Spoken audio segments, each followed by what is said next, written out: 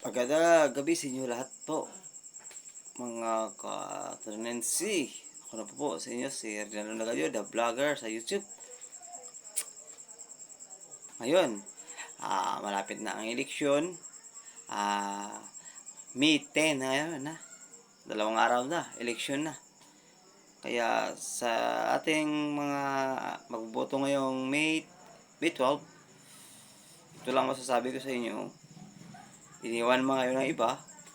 Ang aking talagang inendorso ngayong ngayong eleksyon ha. Pakita sa inyo. First, Standa. Laman. Lantoria. Puerto. Si Puerto, maasaan nyo yan guys. Sa Bangka Bituan, suportahan nyo si Puerto.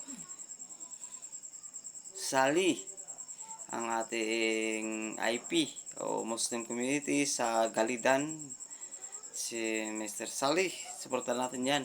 Support ako sa iyo, Sali. Si Tagaro, sa Municipality of Tulunan, Purok 4 o Poblacion. At si Juan Villamor.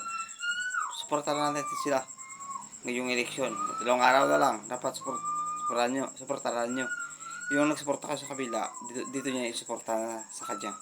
Okay sa? Tayo.